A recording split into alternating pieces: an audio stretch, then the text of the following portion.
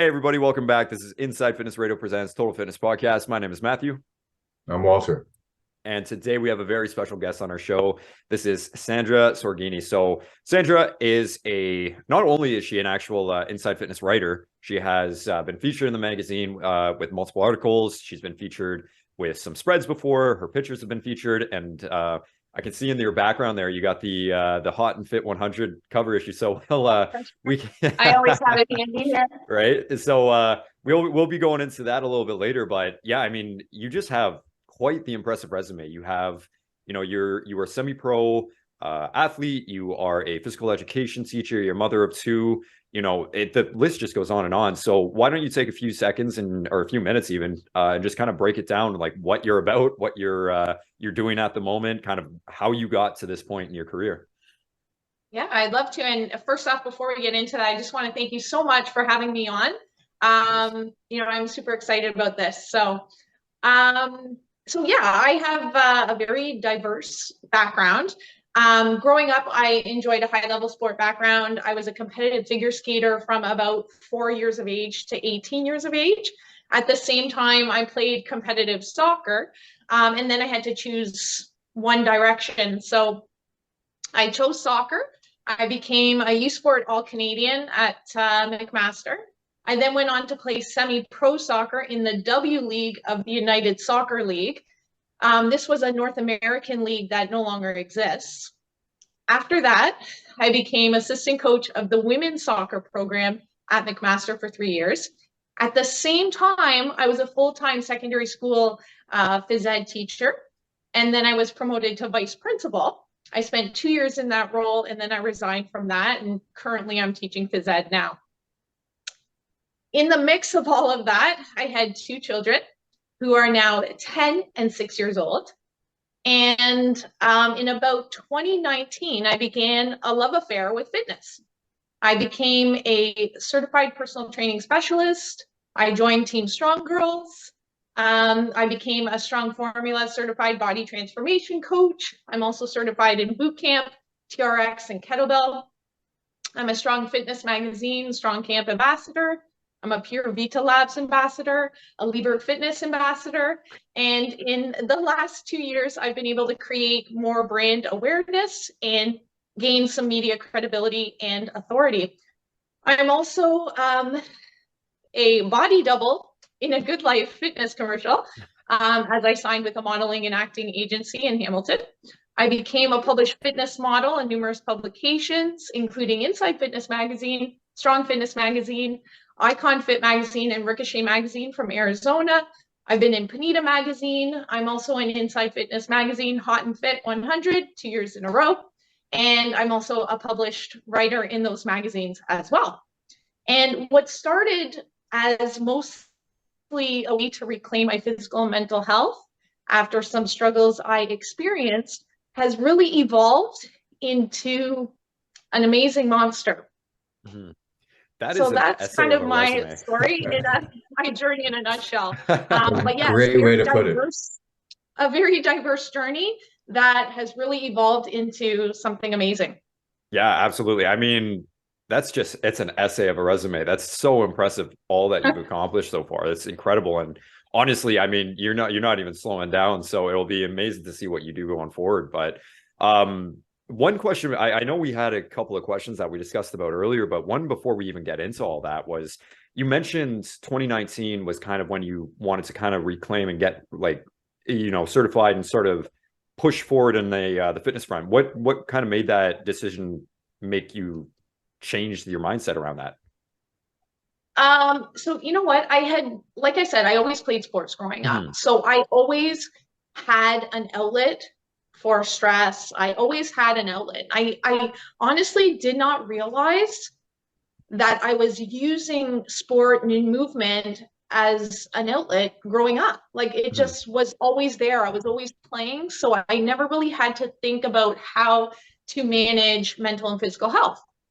But when you become a mom, when you're pursuing your career, things get in the way and you don't really make yourself and your health a priority. And that's kind of what happened to me as I was pursuing a leadership role in education at the same time raising a young family. it took a toll on my mental and physical health. And sure. so I made the effort to try to optimize my health. No, that's incredible. One question I have for you there would be, again, with having a young family or already being a professional, having a very busy career, obviously, and then starting a new family, was there any, and Walter and I deal with this all the time with some of our clients in the past, is there's almost this guilt around taking this selfish stand for yourself in regards to fitness and mental health as a new mother. Was there any of that, or were you able to push past any of those thoughts and now you're thriving as you are, but was there any of that initial, oh crap, what am I doing here? Yeah, I mean, I think that's a common feeling for mothers, new mothers, young mothers. We're expected to give everything of ourselves to our children and our family, and it becomes, it's at the expense of our own health and wellness. So, I mean, it really takes a lot for a mother to say, okay, no, like I cannot do this any longer, because you're really not being the type of mother, the type of person that you need to be, unless you're really taking care of yourself first. So, most people think it is selfish, but I think that kind of narrative and that kind of thinking needs to be changed, really. Yes. Yeah. No, we definitely agree with that. I mean, we always tell our clients, you have to be selfish. You have to be number one to be able to take care of somebody else, right? So no, Yeah, I respect that. I was used to being a high performer. Like I was always excelling at everything I was doing. And, it came to the point where I was just overwhelmed with all of the demands and responsibilities that I had, career-wise, and the expectations I had career-wise also. And then everything I had to do as a mother. And I just was not healthy, and I was not well, and I had to take a stand. And I mean, it's unfortunate that it comes to that point for most women. And I almost wish that it doesn't have to get to that point, like that people will realize beforehand that you really need to take care of yourself first and foremost. Yeah, absolutely. Yeah. I think there is more of that being seen where people are giving things up. But when you first decided to give up being the vice principal, was there kickback at all in terms of how can you do this great responsibility, this job? Yeah, absolutely. I experienced it from my family, from my parents, who were, very gung-ho about, no, you've worked hard, Sandra. You've put in all this time. You were taking courses. I almost wonder if they really liked the idea of me being in that position. But there was kickback, because I think people felt like I worked hard to get where I was. Like, why would I just throw it away? I think that was the perspective. But in my mind, I realized that just was not a career path for me. I enjoyed being with kids. I enjoyed teaching. I enjoyed movement. And in the role of vice principal, I was the bad person, right? Like when kids were coming to me, they were in trouble. So there was always a lot of negativity, and it wasn't fun for me. I didn't find it rewarding. And I just could not sustain the level of output that is required for a vice principal in a secondary school. No, for sure. Yeah. So with again, to kind of, I know we're dwelling on this a little bit, but when you did originally go from the vice principal, was that kind of around the time that you started taking back your fitness a little bit, or was that a little bit previous? So I was in the role as vice principal from 2017 to 2019. Okay. So in 2016, my daughter was born, and then I was promoted to vice principal. So a year later in 2017, with a 1-year-old and a 5-year-old, I was promoted to vice principal and fulfilled that role. During that first year, I realized like I could not, I just won't be able to sustain this. But I did 2 years in the role, and then in 2019 is kind of when I decided, no, like I need to take care of myself because I just will not sustain this level. No, Yeah. absolutely. Yeah, it gets to a point, and I think a lot of people will go through this. Sometimes they'll push themselves down a little bit too far into that hole before they hit that rock bottom, and it's really hard to crawl out of. So it sounds like you were at a point, but you were able to notice those signs before it actually got too much of an issue. Yeah, exactly. That's exactly what happened. I was on a downward spiral. There were things that I was struggling with that I knew if I continued down this path, they were just going to get worse. So it's fortunate for me that I was able to say, you know what, I don't know, this is going too far in this direction. I need to take some responsibility for my own health and wellness. So yeah, absolutely. Yeah. So you made this change. You were just getting into the new evolution of yourself, and the big shutdown happened. How did that affect you then? Oh, I was fine. I was fine. Yeah. I worked out in my basement. I had equipment in my basement. You know, I think because I had the struggles before COVID, and I had started to put some things in place, like I practiced meditation, and you know, I was journaling, and I was writing poetry, and I was into Reiki. I just had all these other things in place. I started to develop a fitness routine, and I had all these things in place, so I really was not overly affected by the pandemic. I just continued on with what I was doing. Yeah, that's awesome. Good. You guys fare, like, were you okay during it, or? It's at the start it was tough. It was very tough. At the time I was in a condo in Toronto, in a 2-bedroom condo in Toronto. So when it first happened for me, it was just, you know, throw books into a backpack and see what happens. Right. And then thankfully from that point, I moved out of that condo in Toronto. I was back at my parents' house for a little bit where there was access to a home gym. So that's when it got easier. But that's the thing is, without fitness, I would have been in a really bad spot, and especially during COVID. Right. And I think a lot of people were. We both had clients calling us and crying down the phone to us. I've had numerous, and I mean, I've been through a lot of mental health struggles. So I had a lot of clients calling me, telling me they were on an edge and they weren't sure what was going on. And, you know, fitness was kind of the thing that pulled them back into it, and being able to, even at home, just doing whatever they could during COVID was the thing that was able to kind of pull them out of it. Oh yeah, absolutely. I believe that.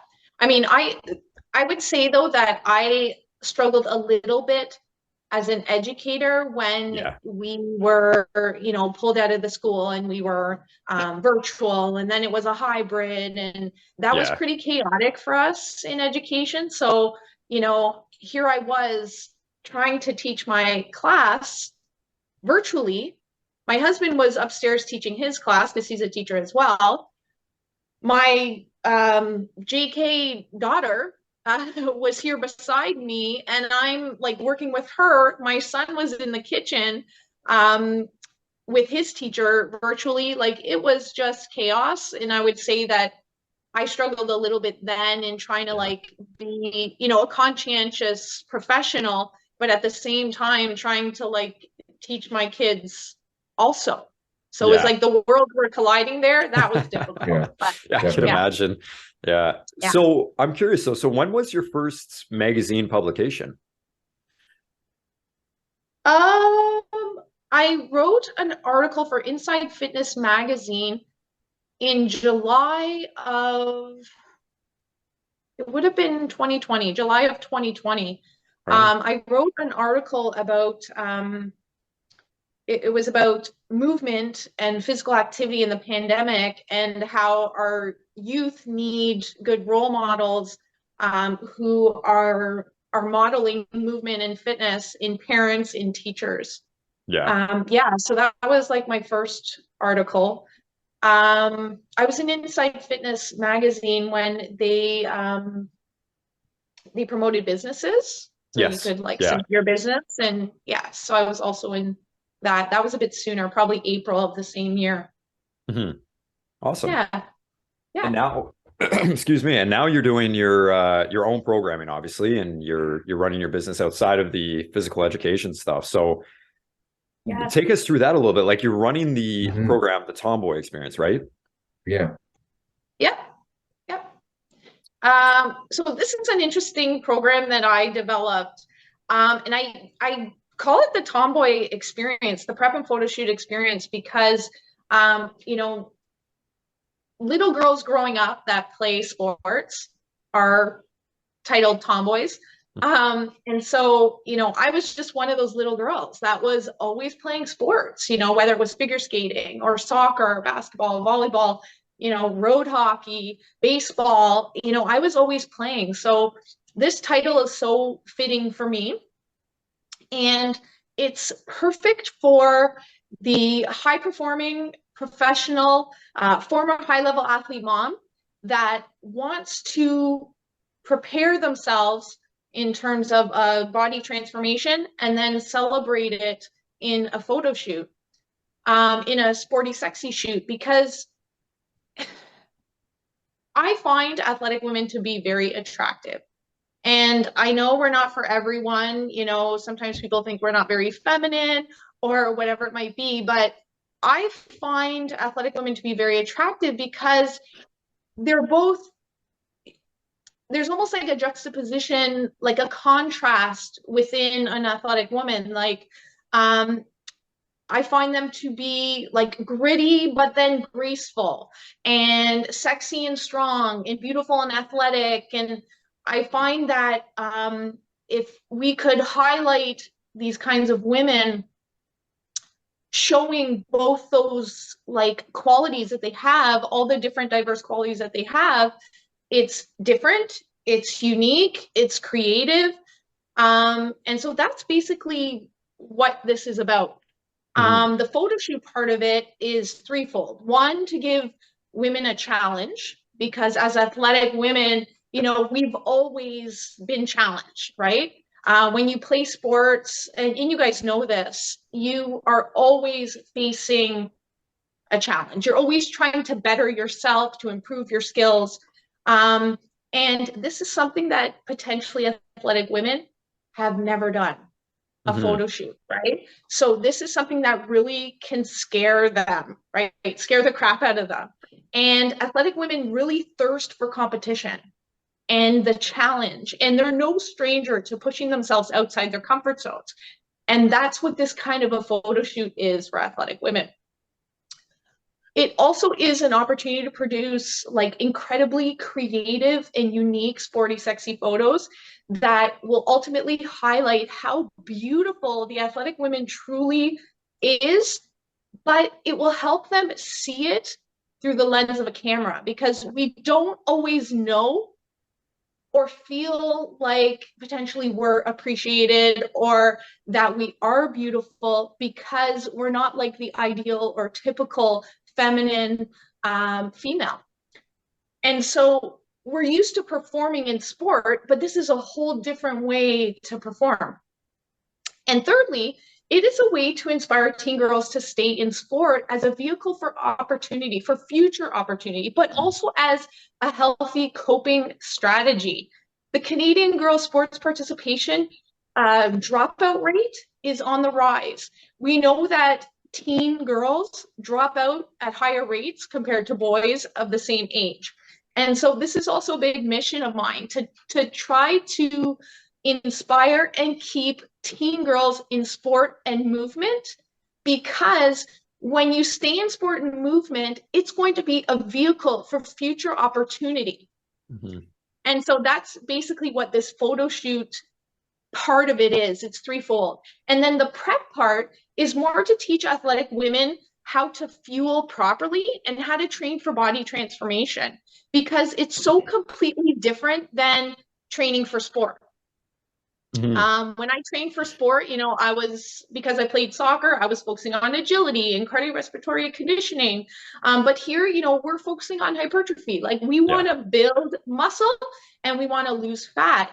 And so our main focus is training to build, to sculpt, to shape our bodies post playing days and potentially post babies. And this requires a different approach. You know, we want to build that X frame, that superhero physique, you know, the hourglass. And in this, we incorporate food freedom, flexibility. We try to develop a sustainable training and nutrition program. It's really like 1 hour sessions, 4 days per week, minimal cardio.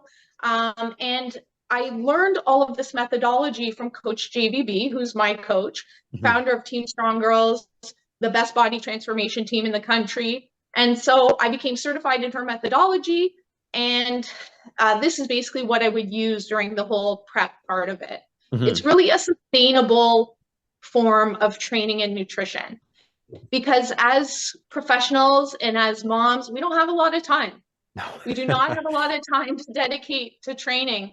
And so basically that's what this is. And it all really started because of, and I'll show you, because of this image here, that I shot with Paul Buscetta. And I shot that image with Paul Buscetta in my very first photo shoot, my very first real professional photo shoot. And I wanted to like shoot an image like this because it was so authentic to me. Right? It's sporty, but it's like a little bit edgy. It's a little bit fashion forward. And so that was kind of where it all started. And then that evolved into getting on the cover here, and then a feature in this magazine as well. So, I mean, I kind of just, it kind of evolved, really. Yeah. And then to this, right? Yeah. So far I've done a football shoot, I've done a soccer shoot.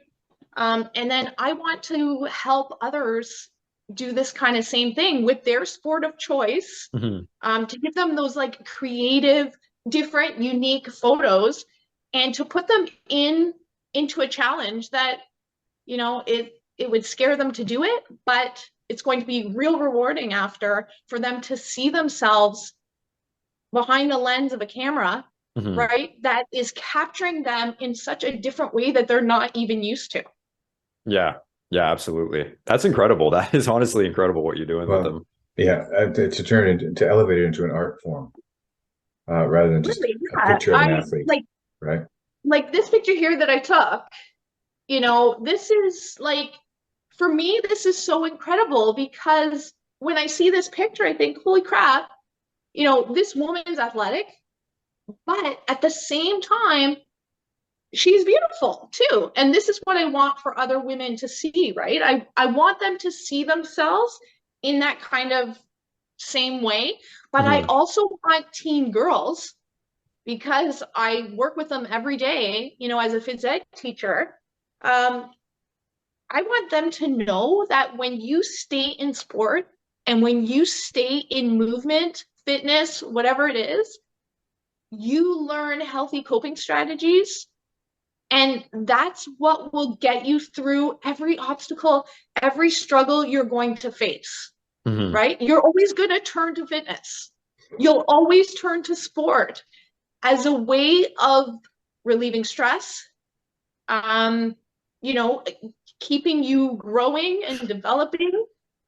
So I really take this as a privilege and a responsibility as a phys ed teacher to teen girls. And so I think that when I'm able to show them through these publications that look what I've been able to do as someone who stayed in sport, stayed in fitness, stayed in movement her entire life, I've been able to accomplish all these kinds of dream bucket list things that I never thought I would have been able to do before. Yeah, absolutely. No, that's incredibly inspiring. Yeah. Thank you. Yeah, absolutely. I'm curious about one thing, and that is the letters to the warriors, the warrior children that you wrote the 2 letters to. The letters that I wrote. On your website, there is a letter to Oh, a oh my gosh. young. Okay, yes. Yes. That website, I want to redo it because that's a Okay. little bit different than when I first started. But yeah, those are my children. Yeah, those are my Okay. children. Yeah.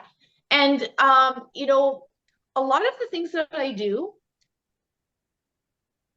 some people may have a problem with, like, oh, these pictures that you post are a little bit revealing, or you know, whatever it might be. But I have a daughter who I want one day to realize that she can be and do absolutely anything.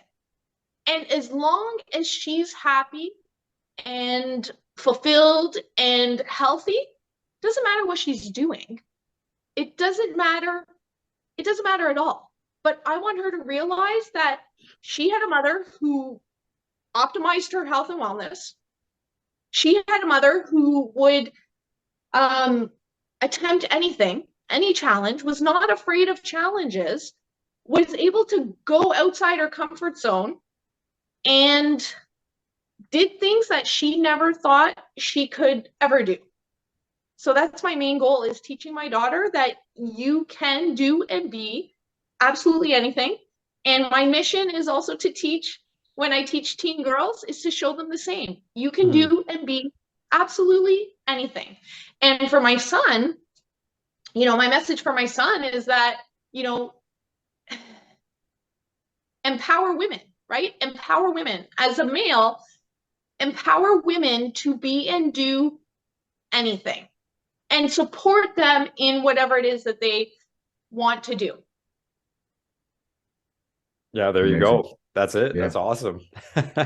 So another point that we wanted to discuss briefly, I mean, you did already mention it quite a bit, is the mental health aspect of your training. And again, with your training program, with the physical education, the mental health, you hope that people will turn to fitness as kind of that outlet. So in terms of the importance of mental health, even just to yourself, but I guess clients, the people you teach, all that sort of stuff, how do you rank that? Like, is the physical side more important? Is the mental side more important? Or is there this synergy in between the two? How do you kind of get this across to people that they are necessary? They're two in one almost. Yeah, I think the mental aspect is so neglected. And I also wrote an article, I think it was in this one here, Supercharge Your Best Life. Is your life supercharged? This article here in Inside Fitness Magazine, it was about mentality types. And basically, mindset, we can never neglect our mindset, because when we do that, it's like we're leaving money on the self-development table. Like, we're just not fully developing ourselves. So, there are people who will focus just only on the physical, right? And then neglect the mental. But really, I don't believe that you can see such physical gains without the mental 100%. part of it also. So I truly believe they go hand in hand. Some people start out training for aesthetics, others train for health, many train to manage stress and mental health. But, I started training not for aesthetic gains, but because I did not have proper stress management, and I needed to get a handle on my physical and mental health before it completely disabled me. Right. I was completely overwhelmed. I was managing the demands of my position in a leadership role in education. I had the young family. I was overworked. I barely slept. I wasn't eating because I was so busy at my job. I was suffering from migraines. I was thin and frail. I wasn't strong. I was far from happy and healthy. And, I had to develop a mindset along with my physical training. Mm-hmm. But I always had a really good mindset, because when you're an athlete, you have that athlete's mentality, right? As you guys know, like, you encounter challenges every minute of the game. I mean, 90 minutes I'm playing soccer. There's a battle I have to go into. There's a ball I have to win.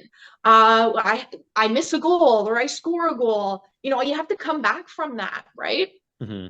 An injury. There are so many challenges that you face as an athlete, that you need to have a well-developed mindset for it. Mm-hmm. When I was struggling the most, I was diagnosed with major depressive disorder, anxiety disorder. I was experiencing burnout. I was experiencing hormonal disruption, adrenal insufficiency. I was at my worst physically and mentally.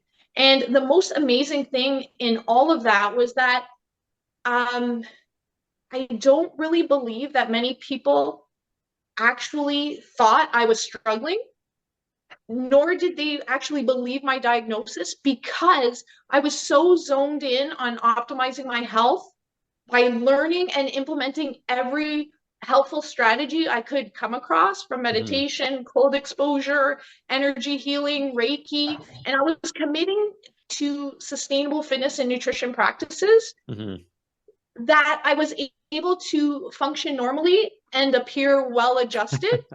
Yeah. And I, you know, it's sad to say though, because, you know, people looked at me and I was fit and in shape. Yeah.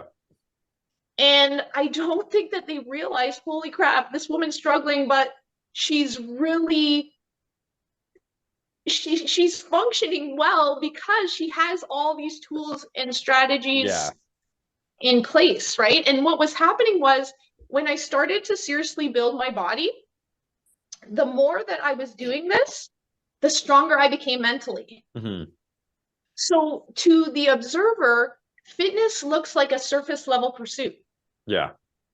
Right? Yeah, absolutely. But in actuality, there is nothing more important than the mental aspect of it all. And this is why I like to speak and teach and write about mindset. And I even rely on my own athlete's mentality and mindset for everything I do, because this is the prerequisite to achieving any goal and making any change.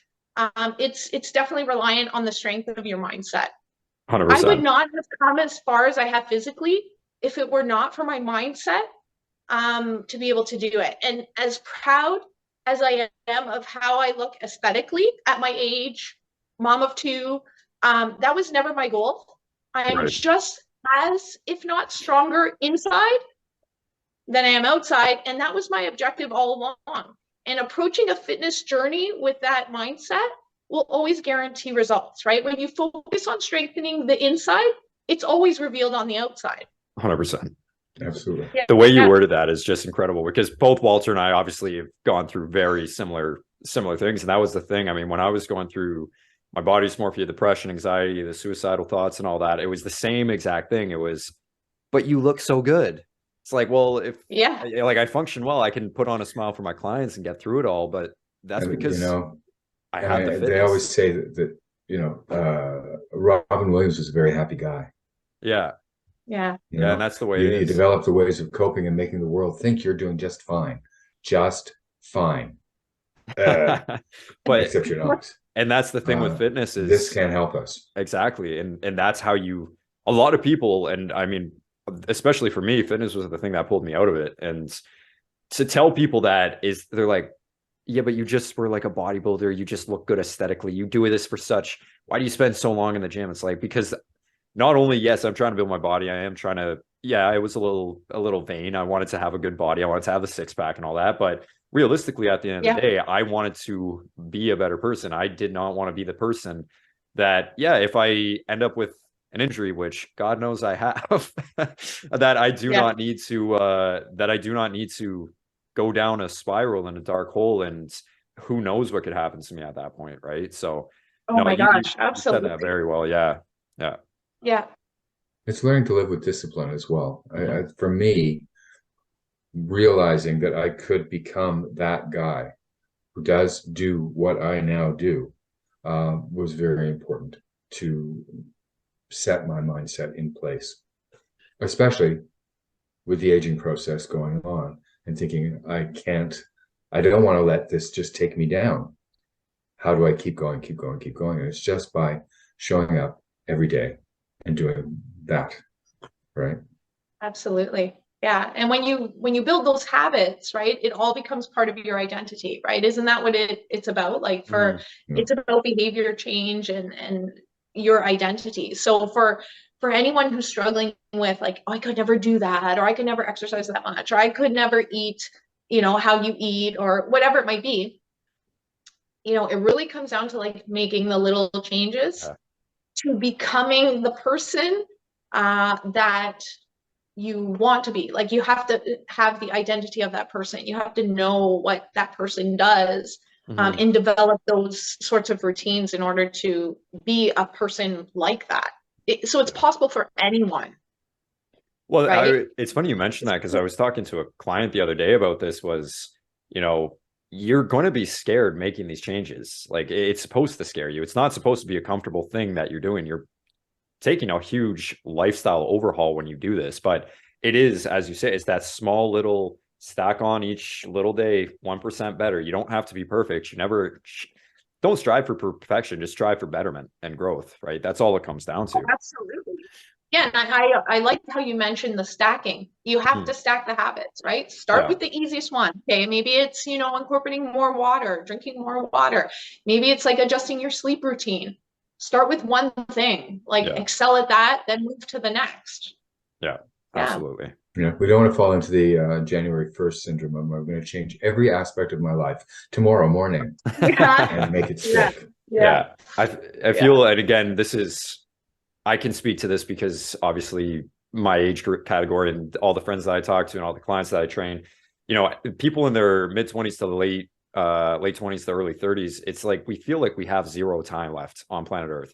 We're like, oh, if we don't have it, we have to do it all at once right now because who knows what tomorrow can bring. It's like realistically, like, and this is why, you know, having role models like in position of Walter or you know, an incredible role model in a teacher's position as you telling these young girls like athletics doesn't have to stop when you're in high school.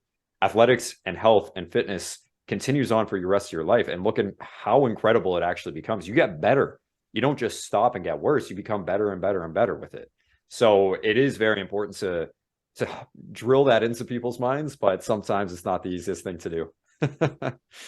Oh, absolutely. And especially when I'm working with teen girls, like, um, you know, yes, I'm there to teach curriculum and deliver curriculum and all of that. But, you know, as teachers, we're really there to teach life lessons, Yeah. right? And we're there to model life lessons.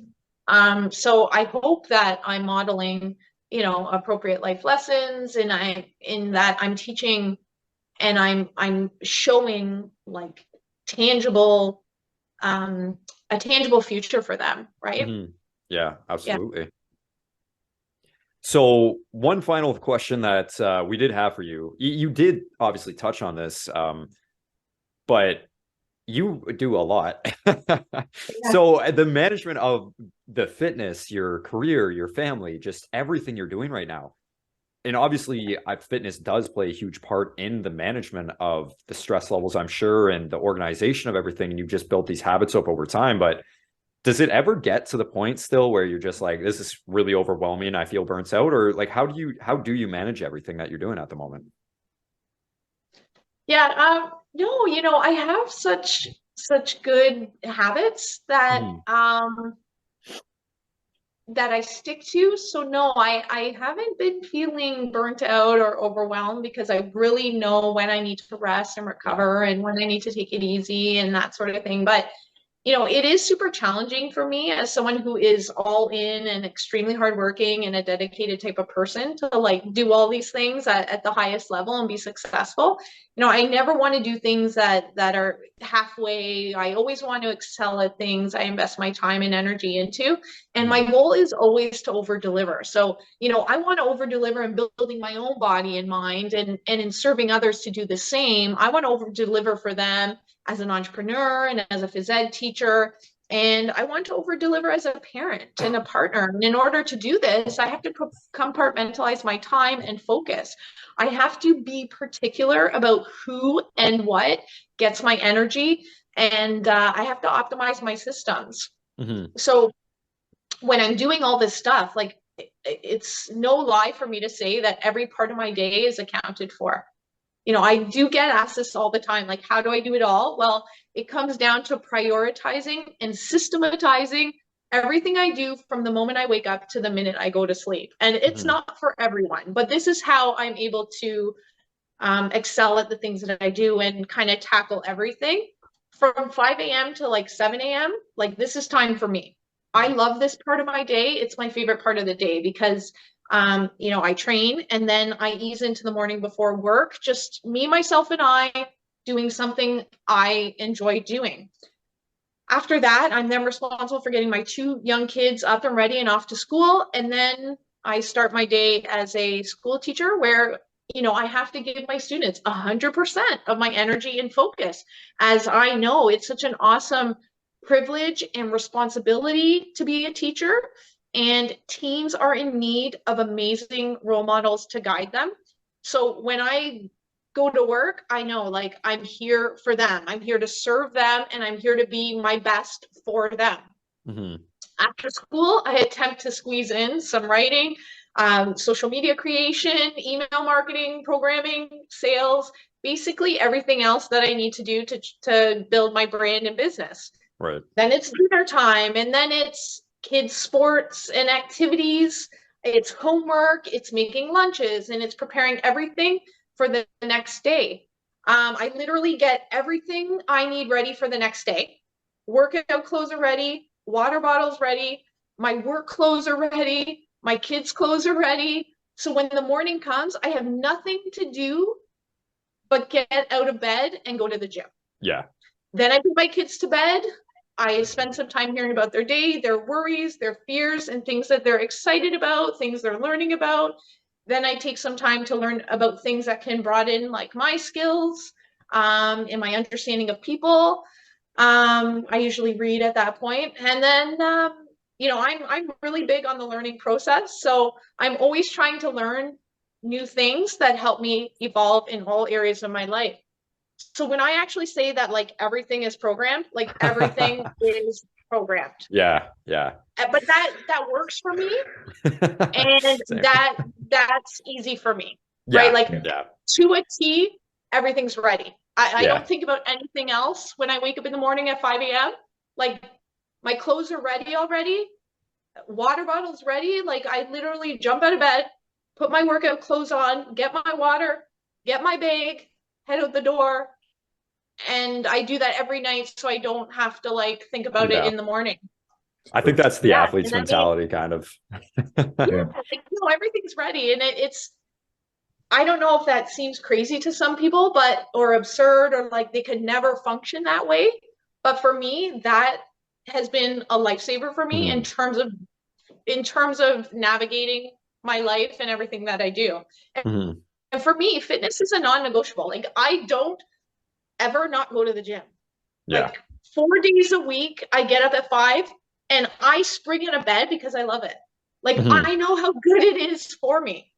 And even those days when I'm like super tired or, you know, something stressful is going on, I know that that's the thing that's going to help me.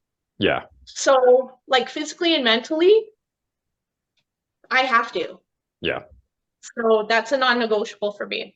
And I think like when you have a strategy or an approach or a plan in place for everything, that will give you your best chance at success. 100%. Like everything I do in life is a strategic plan. You don't coach or play a game at a high level without an effective strategy, right? You don't build your body without a strategic plan. You can't parent well without a parenting strategy that works for the individual child. As an educator, I need a strategy for classroom management, for curriculum delivery, for design of the curriculum, and even for relationship building. As a fitness coach, as you guys know, you have to have a sustainable nutrition and fitness program. You have to be a good active listener, you know, in order to guide your clients, right, towards their body transformation success. So I'm like huge on strategy. Yeah. That's I put a strategy in place for everything.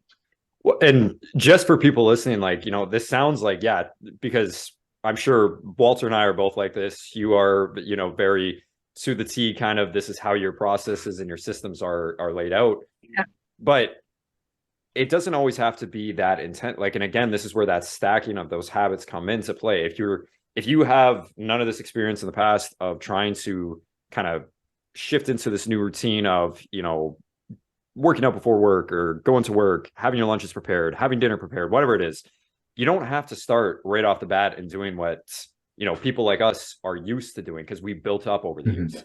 It just has to be those small little steps. And it could just start off, as you said, just wake up and walk 20 minutes in the morning, have 2 liters of water each week or per day, sorry, for the first week instead of just 1.5, right? It's those small little things that do make it more manageable. And then, yeah, you built your life to this point where, yeah, now it all clicks, it all meshes so well, right? But it takes time to get there, and it takes a lot of work to get there. So, but no, I mean, absolutely. You guys would never expect your clients to be at that level yet, right? Just like I don't expect potential clients or teens to be here yet. They're just not going to be. It's taken time to develop these habits, like you said, and stack them, and to get to the point where like you're as efficient, you know, as we are in terms of like our routines and habits, right? Yeah, absolutely. Absolutely. Yeah. It's taken me years to reach the point where my morning routine is what it is, and my daily routine is what it is, and even it gets tweaked. So how can we expect a client to step in on day 2 and go, okay, now I'm getting up at 4 o'clock in the morning, I'm doing this, other thing? It will not work. Yeah, they will stop being clients. Yeah, I want to give you another example of a strategy that I don't think anyone else even considered. And this goes back to the hot and fit. So when Inside Fitness Magazine released 12 previous hot and fit issues, I don't know if you got that issue, but it was like a digital release with 12 issues. Yep. I actually like analyzed each of those issues to look for trends. I looked for like trends in colors of clothing that the models were wearing, types of clothing, whether there was more lingerie, there was more swim or fitness wear, like poses, kneeling, standing, sitting, photographers that had like the most top placements or the most entries into it. Anything that I could find that would help me stand out in my submission is basically what I was looking for. And I noticed that typically there was at least one sporty woman in each magazine. So in each magazine, there was at least one who was holding a piece of sporting equipment or wearing a jersey or something like that.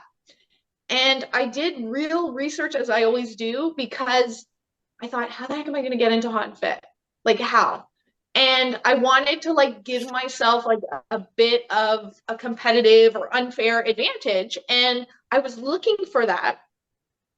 And that's what I found, right? I found, okay, you know what? Like, I really don't fit the mold of, you know, the typical fitness woman. I'm a lot older. I'm probably a lot leaner.